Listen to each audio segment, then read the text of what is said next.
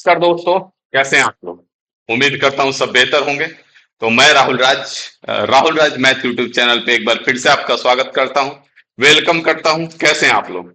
उम्मीद करता हूं सब बेहतर होंगे। तो आज का जो सेट है हमारा 19 नंबर सेट है।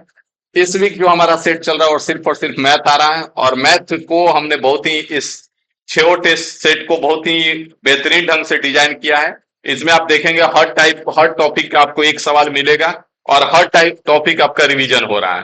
तो 100% आपको इस 6 सेट में मजा आने वाला है। फिर आगे का कुछ नया करेंगे। ठीक है, पीछे 18-17 सेट तक हम लोग मैथ और रीजनिंग दोनों किए थे, जिसमें सारा प्रीवियस ईयर का सवाल था, वो भी 2024-25 में आया हुआ। फिर इस बार हम लोग कुछ सेट का डिजाइन चेंज किया है, जिसमें सिर्फ और सिर्फ मैथ है, और सब 2024-25 का ही क्वेश्चन है, और हर टाइप का सवाल है, हर टॉपिक का और हर टाइप का। ठीक है।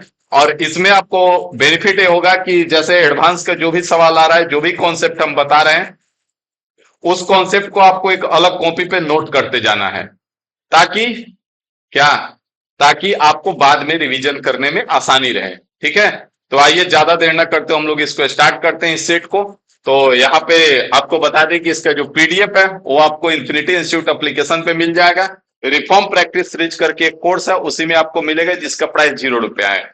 बेसिक से मैथ करना है तो उसके लिए गन शॉट हम लेके आ रहे हैं, जिसमें हर टॉपिक का 1 से 2 लेक्चर करेंगे, और टॉपिक खल्लास मतलब लेक्चर लंबा होने वाला है। ठीक है। तो वो भी आपको Rahul Raj math YouTube channel पे ही रात के 8:20 पे चला। ठीक है। तो अगले आ जाइए, और अगला सवाल आपके स्क्रीन पे है, यहाँ पे देख पाएंगे आप। अगला सवाल क्या कह रहा है।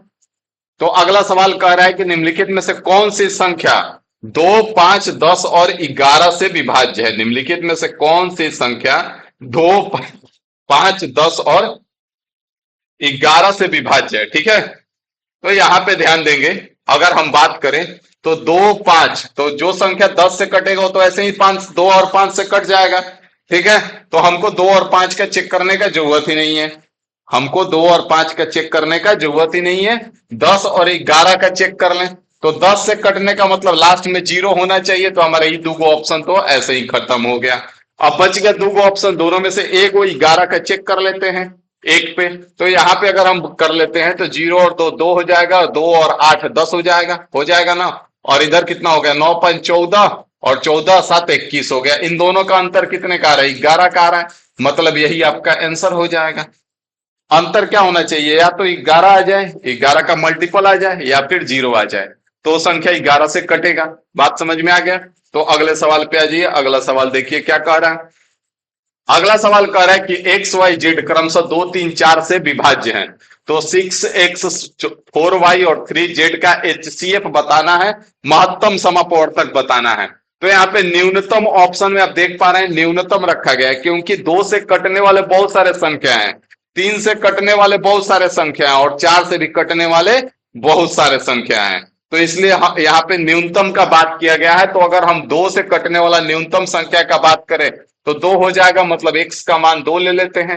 अगर 3 से कटने वाला सबसे न्यूनतम संख्या तो 3 हो जाएगा, y का मान 3 ले लेते हैं। और 4 से कटने वाला सबसे न्यूनतम संख्या तो 4, तो z का मान 4 ले लिए। तो यहाँ पे 6x है, 4y है, और 3z है। तो यहाँ पे अगर इसका हम मान करें तो 6 दूना 12 हो जाएगा, और 4y तो 4 3 12 हो जाएगा, और 3 चौका 12 हो जाएगा।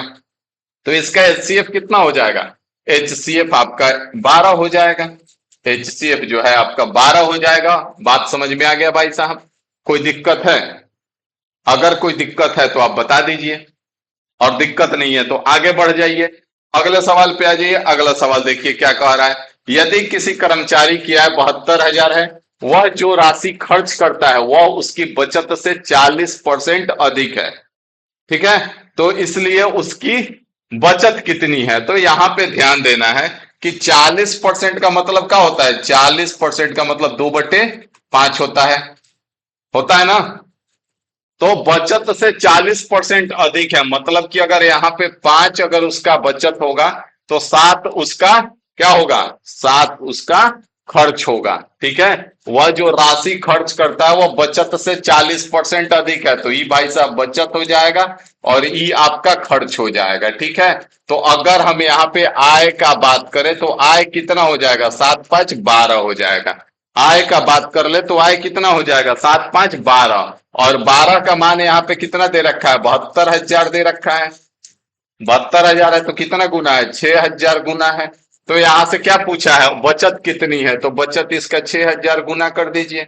6,000 गुना कर देंगे तो 6 5 30,000 हो जाएगा, और यही हमारा आंसर हो जाएगा। बात समझ में आ गया प्यारेलाल कि नहीं आया?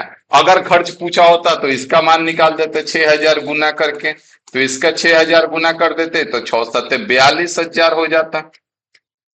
बात समझ गए? तो अगले सवाल पे आ जाइए। ठीक है, अगला सवाल अलजेब्रा का सवाल है। ठीक है, और बेसिक बेसिक करके ही आपको ले चल रहे हैं। जैसे पिछला वीडियो में क्या देखने को मिला था, ए स्क्वायर माइनस बी स्क्वायर का कॉन्सेप्ट लग रहा था। क्या होता है, कमेंट कर दीजिए थोड़ा, ए प्लस बी और ए माइनस बी होता है ना।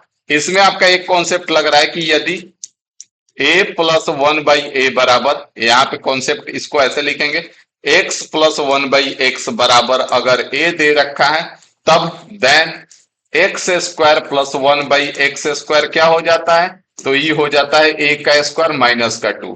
फटाफट थोड़ा आप कमेंट कर दीजिए कि यदि x minus one upon x बराबर ए दे रखा है, तब then x square plus one upon x square कितना हो जाएगा, कमेंट करके हमको बता देंगे। ठीक है, क्योंकि पीछे बताए हैं। आगे आ जाइए, यहां से कुछ नहीं करना है। ए प्लस वन बाई ए कितना दे रखा है, 12 दे रखा है। ठीक है, तो ए का स्क्वायर प्लस वन अपॉन ए का स्क्वायर, तो कितना हो जाएगा, 12 का स्क्वायर माइनस का 2, तो 144 माइनस 2 करेंगे कितना हो जाएगा, 142 हो जाएगा, और यही आपका आंसर हो जाएगा। बात समझ में आ गया? कोई दिक्कत है नहीं है ना? आगे आ जाइए।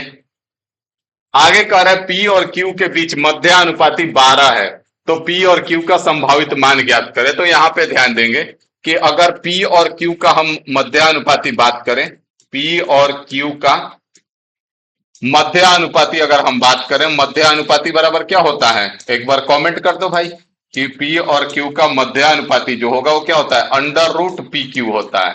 क्या होता है, अंडर रूट पी क्यू होता है ना। पी और क्यू का मध्यानुपाती कितना होता है, अंडर रूट पी क्यू। तो अंडर रूट पी क्यू का मान आपका कितना दे रखा है, 12 दे रखा है। मतलब पी इंटू क्यू कितना हो जाएगा, इधर भी स्क्वायर कर दीजिए, इधर भी स्क्वायर कर दीजिए। इधर स्क्वायर करेंगे तो रूट खत्म हो जाएगा, और इधर स्क्वायर करेंगे तो 144 आ जाएगा। अब यहां से आपको ऑप्शन ले लेना चाहिए। सबसे बेस्ट तरीका क्या होगा, ऑप्शन ले लेना है। तो यहाँ पे आप देखेंगे 28 पी 84 हो गया, यहाँ पे साफ साफ दिख रहा है 24 छक्का 144 होता है, और यही आपका आंसर हो जाएगा। अब आप कहेंगे सर जी पहाड़ा ना याद रहेगा तो झाल खरीद लेना, झाल बैठ के बजाना। ठीक है, 24 का इतना पता होना चाहिए। ठीक है ना, सिलेक्शन लेना है। अगले सवाल पे आ जाइए। 5 क्रमागत संख्याओं का योग 80 दे रखा है, तो सबसे बड़ी संख्या, देखिए इसको करने का बहुत सारा तरीका है कि हम मान लेंगे कि x है, अगला संख्या x प्लस 2 है, अगला संख्या x प्लस 4 है, इधर मान लेंगे x माइनस 2 है, इधर मान लेंगे x माइनस 4 है। ये 5 गो संख्या, ये पांचों संख्याओं का योग दे रखा है 80। पांचों को जोड़ेंगे तो 80 आएगा। इतना करने का जरूरत हमको नहीं है। हम क्या करेंगे, यहाँ पे डायरेक्ट करेंगे, हवन करेंगे, हवन करेंगे। ठीक है, कुछ नहीं करना है। यहाँ पे अगर इस प्रकार से दे रखा है 5 क्रमागत संख्या, 6 क्रमागत संख्या, 7 क्रमागत संख्या, 5 हो गया, 7 हो गया, 9 हो गया, तभी आप बीच वाली संख्या निकाल पाएंगे। या फिर क्रमागत दे दे, या क्रमागत सम संख्याओं का योग दे दे, क्रमागत विषम संख्याओं का योग दे दे। सॉरी, यहाँ पे हमने सम संख्याओं ले लिया था, सम और विषम का। सम और विषम नहीं है यहाँ पे, डायरेक्ट है। तो यहाँ पे अगर x मान के लेके चलेंगे तो यहाँ पे x प्लस 1 और अगला x प्लस 2 हो जाएगा, और इधर x माइनस 1 और इधर x माइनस 2 ले लेंगे। ठीक है, तो इस प्रकार से 5 गो संख्या हो जाएगा, क्रमागत है।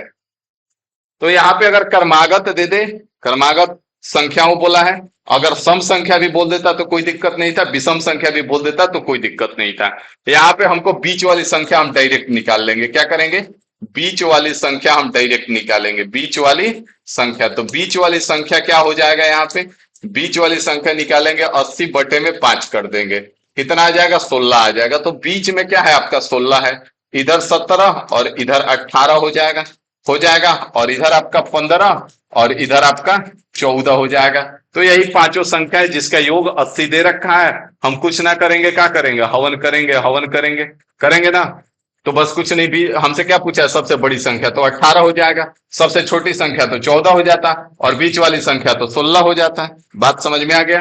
तो अगले सवाल पे आ जाइए। अगला सवाल देखिए क्या कह रहा है। कह रहा है त्रिभुज ए बी सी और त्रिभुज P Q R P Q, कौन कौन त्रिभुज सर्वांगसम है? त्रिभुज ए बी सी, ये जो है आपका सर्वांगसम है त्रिभुज आर पी क्यू का, आर पी क्यू का। अब यहां पे बोला है, सबसे टुच्चा सा सवाल पूछा है कि पीक्यू का संगत भुजा बता दो, पीक्यू का संगत भुजा। अब पीक्यू का संगत भुजा बताना है तो जब हम ज्योमेट्री अब जाके देखेंगे, इसी में लगभग लगभग 40 लेक्चर छोटा छोटा ही कराए हैं, और आप उतना आपको बेसिक करा दिए हैं कि आप रेलवे का क्वेश्चन नहीं छूटेगा। तो उसमें आप देखेंगे कि कॉन्ग्रुएंसी जब हम पढ़ाए हैं तो कितना टाइम लिए इस चीज को समझाने में, कि यहाँ पे किसका पूछा है, पीक्यू का पूछा है ना। तो जब भी कुछ इस प्रकार से आता है तो यहाँ पे ध्यान दीजिए, पी क्यू है आपका, है ना। तो यहां से इधर क्या है, ये बीसी है आपका, तो यहाँ पे पी क्यू का संगत भुजा क्या हो जाएगा, बीसी हो जाएगा। मतलब यहाँ पे अगर संगत भुजा निकालेंगे तो सबसे पहला भुजा क्या है, यहाँ पे ए बी है। तो ए बी का अगर हम संगत भुजा का बात करें तो क्या हो जाएगा, आरपी हो जाएगा। ए बी का संगत भुजा क्या हो जाएगा, आरपी हो जाएगा। ए बी के बाद कौन सा भुजा है, बीसी है ना। तो बीसी का संगत भुजा कौन सा हो जाएगा, इधर क्या है, पी क्यू है ना। तो इधर पी क्यू हो जाएगा। और उसके बाद कौन भुजा बच गया, सी ए या ए सी। तो ए सी का जो संगत भुजा हो जाएगा वो आर क्यू या क्यू आर हो जाएगा। तो यहां से इस तरह से संगत भुजा होगा। तो यहां से पी क्यू का संगत भुजा पूछा है तो बीसी हो जाएगा, और यही आपका आंसर हो जाएगा। अब बीसी हो या सीबी हो, ई हो सकता है। ठीक है, तो ये बहुत मिस्टेक होता है। अगर यहां से पूछ दे आपसे कि इसमें पी का संगत कोण बताओ, तो यहां से याद रखेंगे एंगल ए का जो संगत कोण होगा वो एंगल आर होगा, और एंगल बी का जो संगत कोण होगा वो एंगल पी होगा, और एंगल सी का जो संगत कोण होगा वो एंगल क्यू होगा। बात समझ में आ गया? इसमें बहुत कंफ्यूजन क्रिएट होता है, और जल्दीबाजी में तो खास करके, तो इस बात का ध्यान रहे। ठीक है, अगले सवाल पे आ जाइए। अगला सवाल देखिए क्या कह रहा है। एक दुकानदार अपने क्रयमूल्य से 20% अधिक अंकित करता है और 30% की छूट देता है, तो उसका हानि प्रतिशत ज्ञात करे। तो इसका बहुत सारा तरीका है, यहाँ पे ध्यान देंगे। अगर 20% अधिक अंकित करता है ना, तो 20% का मतलब क्या होता है, 1/5 होता है। मतलब 5 का सामान 6 रुपया, ये क्या है, क्रय मूल्य है, और ये आपका अंकित मूल्य है भाई साहब। आगे कह रहा है 30% की छूट देता है, तो 30% का मतलब 3/10 हो जाएगा। मतलब 10 का सामान 7 में बेच रहा है, ये क्या है, इसका अंकित मूल्य है, और ये इसका विक्रय मूल्य है। ठीक है, अब यहाँ पे कुछ नहीं करना है, हम बराबर कर देंगे अंकित मूल्य को। तो इसको 30 बनाएंगे तो ये 25 हो जाएगा, और इसको 30 बनाएंगे तो ये 21 हो जाएगा। अब यहाँ पे आप साफ साफ देख सकते हैं कि अंकित मूल्य बराबर हो गया। अब जब अंकित मूल्य बराबर हो गया तो 25 का सामान खरीद के 21 में बेच रहा है, तो कितने का नुकसान हुआ, 4 का। कितने पे, 25 पे, और गुना में 100% हो जाएगा।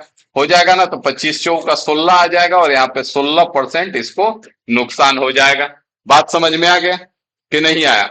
इसको आप करने के लिए एक्स वाई के कॉन्सेप्ट पे भी जा सकते थे। यहाँ पे जो लगता है ना, एक्स प्लस वाई प्लस का एक्स वाई बटे में 100, तो यहाँ पे इस पे भी हम निकाल सकते थे। 20% अधिक तो 20% प्लस में हो जाएगा, और 30% छूट तो माइनस में 30, और यहाँ पे प्लस 20 गुना में माइनस का 30 हो जाएगा ना, और बटे में 100 हो जाएगा। ठीक है, यहाँ पे कितना आ जाएगा, माइनस का 10 आ जाएगा, और यहाँ डबल जीरो से डबल जीरो खत्म, माइनस का 6 आ जाएगा, तो कितना आ गया, माइनस का 16%। तो क्या हो गया, 16% लॉस हो जाएगा। क्या हो जाएगा, 16% का लॉस हो जाएगा। बात समझ में आ गया? बहुत सारा तरीका है। आगे बढ़ते हैं, अगले सवाल पे आ जाइए। अगला सवाल देखिए क्या कह रहा है। एक निश्चित राशि पर 6 वर्षों के लिए साधारण ब्याज उस राशि का 3/5वां भाग है, इसके लिए वार्षिक ब्याज दर कितनी होगी? बात को ध्यान से समझिए। साधारण ब्याज जो कह रहा है, एसआई क्या कह रहा है कि एसआई जो है उस राशि, मतलब प्रिंसिपल का 3/5 भाग है। तो यहां से एसआई बटे में पी आपका कितना आ गया, एसआई बटे में पी 3/5 आ गया। और यहां से हम क्या करेंगे, कुछ नहीं करेंगे, हवन करेंगे। ठीक है, एक वो कॉन्सेप्ट आप याद कर लीजिए, एसआई, यहाँ पे एक चीज आप याद कर लीजिए, रेट इनटू में टाइम बराबर में एसआई बटे में पी गुना में 100%। ठीक है, इस चीज पे हम आपका सिंपल इंटरेस्ट 95 नहीं 98% खत्म कर देंगे। अब देखिए यहाँ पे रेट निकालना है, तो रेट गायब है, टाइम हमारा 6 दिया हुआ है, एसआई बटे पी 3/5 है, और गुना में 100% हो गया। ठीक है, अब कुछ नहीं करना है, या 3 से 2 बार में और 2 से ही 50 बार में, और ये 5 से 10 बार में। तो रेट कितना आ गया? रेट हमारा 10% आ गया। तो ये टुच्चा सा सवाल था ना, लेकिन आपसे बनता नहीं। तो अगर ऐसा सवाल छोड़ के आएंगे तो क्या लगता है सिलेक्शन होगा? कतई नहीं होगा। तो इस बात का ध्यान रहे।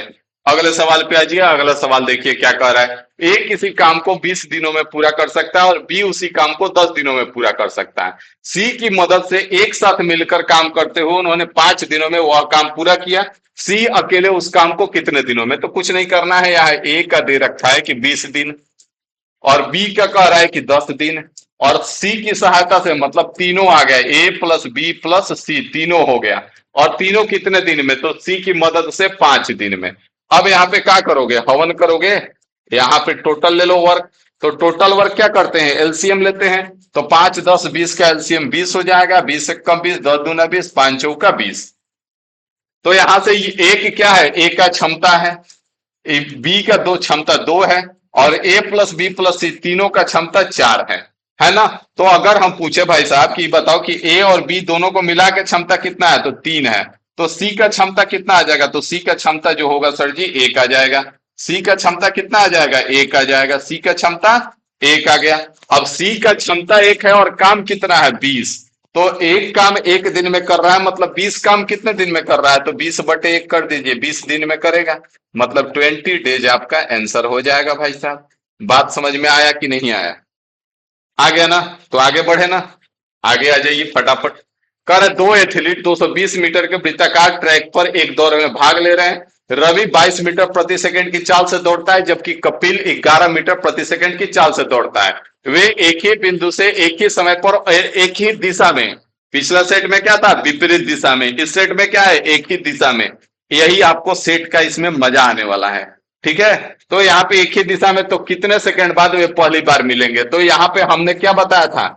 पिछला सेट अगर आप किए थे तो ये इधर भागेगा, तो ये भी इसके इधर ही भागेगा। ठीक है।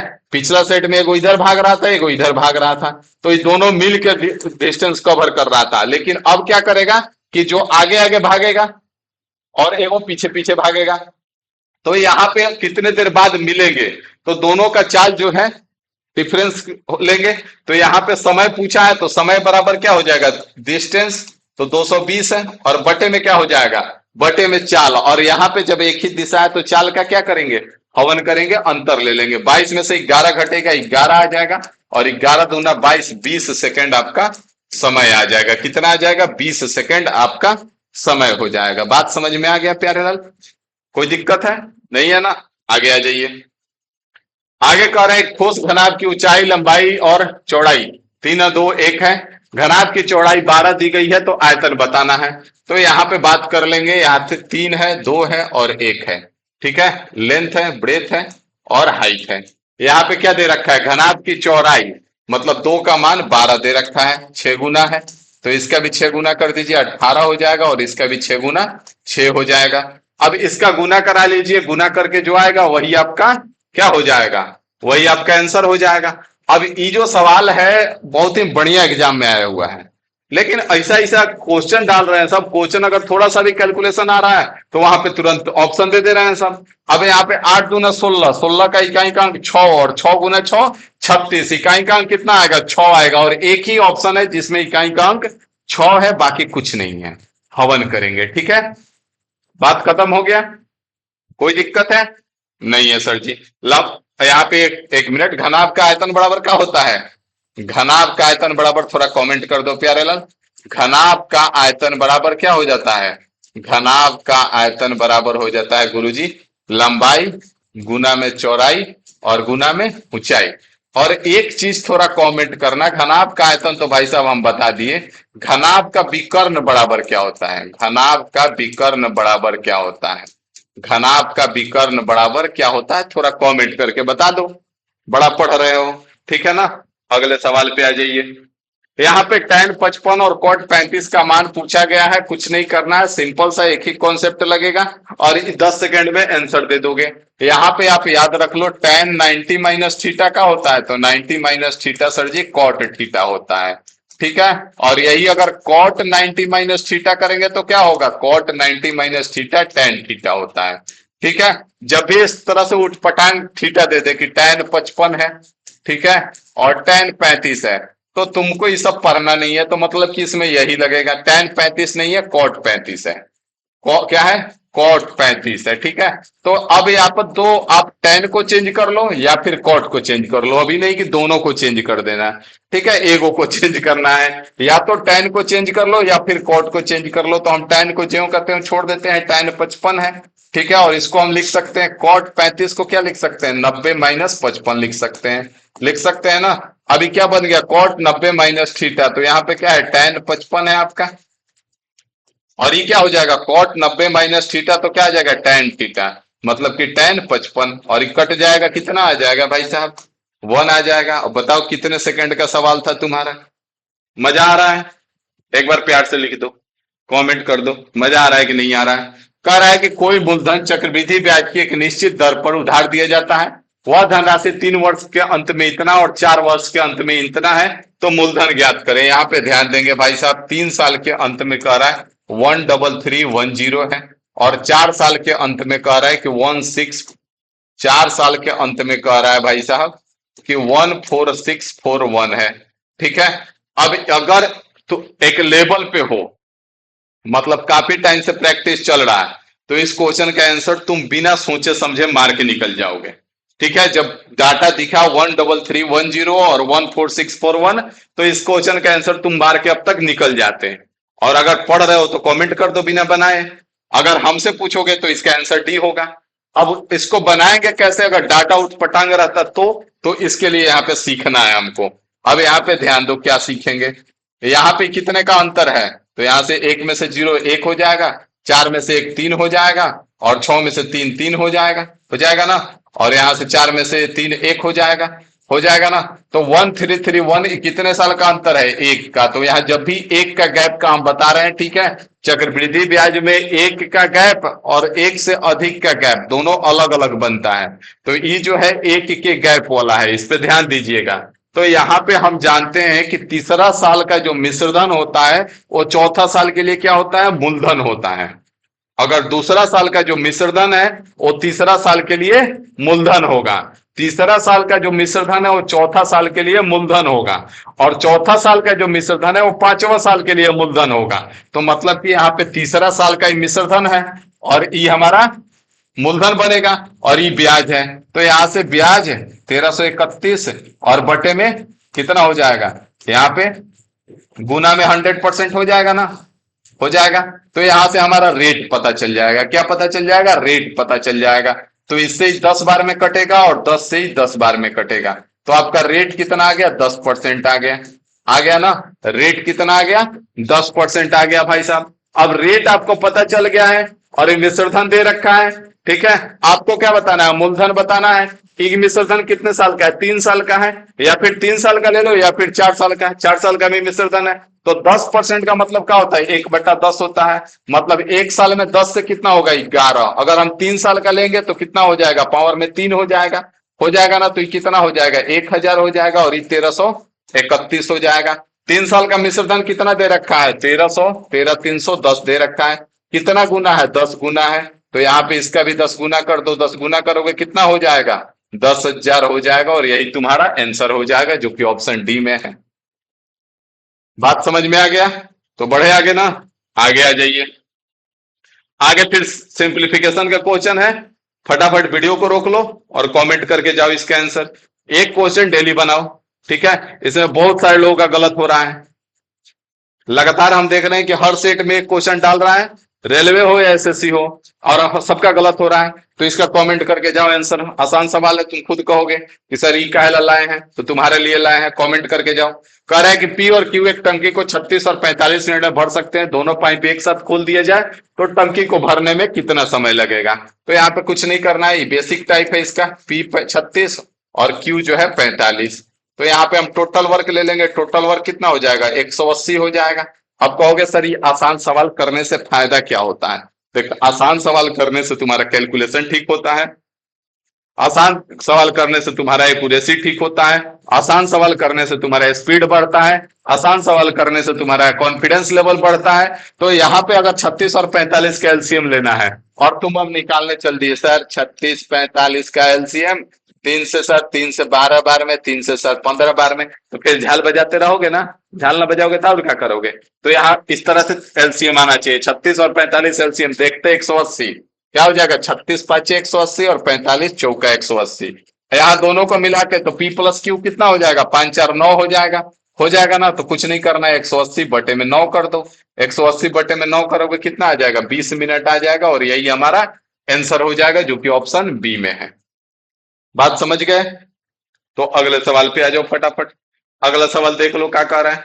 दूध और पानी का 32 लीटर मिश्रण है। इस मिश्रण में दूध और पानी का अनुपात 5:3 है। तो इस मिश्रण में कितने लीटर पानी मिलाना चाहिए ताकि मिश्रण में 50% पानी हो जाए। यहां पे ध्यान दोगे भाई साहब, 5:3 में है, ठीक है। 5:3 में है तो टोटल कितना है, 8 है ना। 8 है और 8 का मान 32 दे रखा है। 32 दे रखा है तो ये कितना गुना है, 4 गुना है, तो 21 का 20 हो जाएगा, और ये 12 हो जाएगा। ये क्या है, मिल्क है, और ये तुम्हारा वाटर है। अब क्या करना है कि कितना पानी मिलाया जाए कि मिश्रण में 50% पानी हो जाए, मतलब 1:1 करना है। क्या करना है, 1:1 करना है। अब कितना समय लोगे बताओ। अब कितना समय लगेगा, जब ये 20 लीटर दूध है तो इसको भी 20 लीटर बना दो, मतलब कि 8 लीटर पानी मिला दो। हद हाल है, हद हाल है। यहाँ पे वैसे नहीं समझ में आ रहा है, तो 50% पानी होगा ना, तो दूध कितना होगा, 50% होगा। जिसको नहीं मिलाया है निकाला जा रहा है उसको पकड़ेंगे, ठीक है। तो जब 50% नए मिश्रण में पानी हो रहा है, तो नया मिश्रण में दूध कितना होगा, 50%। और दूध तो 20 का 20 रहेगा, तो 50% का मान 20 है। तो 100% का मान कितना हो जाएगा, 100% का मान 40 हो जाएगा। तो 100% नया मिश्रण कितना है, 40 लीटर, और पुराना कितना था, 32 लीटर। तो कितना मिलाया गया, 8 लीटर मिलाया गया। बात समझ में आया। और ये तो ऐसे भी यहीं पे बन रहा था कि 20 था, तो इसको भी 20 बनाना था, 8 लीटर मिला के 20 बना दो। अगले सवाल पे आ जाइए। अगला सवाल देखिए क्या कह रहा है। स्थिर जल में एक नाव की चाल 18 किलोमीटर प्रति घंटा है, और धारा की चाल 3 किलोमीटर प्रति घंटा है। धारा के अनुकूल 105 किलोमीटर की दूरी तय करने और वापस आने में कितना समय लगेगा। तो भाई साहब, धारा के अनुकूल 105 किलोमीटर है ना। तो धारा के अनुकूल इसका चाल कितना हो जाएगा, दोनों को जोड़ देंगे, 18 और 3 21 हो जाएगा। और जब 105 किलोमीटर इधर से गया है तो वापस कितना आएगा, 105 किलोमीटर। और अब किस स्पीड से आएगा, तो 18 - 3 15 के स्पीड से आएगा। और ये दोनों को जोड़ दो, ये धारा के अनुकूल समय देगा और ये वापस आने का समय देगा, ठीक है।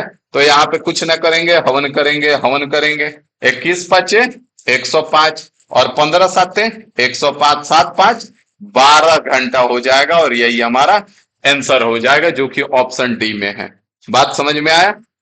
तो अगले सवाल पे आ जाओ। हर टाइप का सवाल तुमको मिल कर, आंकड़ों का मध्य और माध्यिका 100 है, तो बहुलक का क्या होगा, बहुलक का सूत्र बता दो भाई साहब। मोड बराबर बहुलक होता है। मोड का मतलब क्या होता है, बहुलक, मतलब बहुलक बराबर 3 × मीडियन, 3 × में मीडियन माइनस का 2 × में मीन होता है, ठीक है।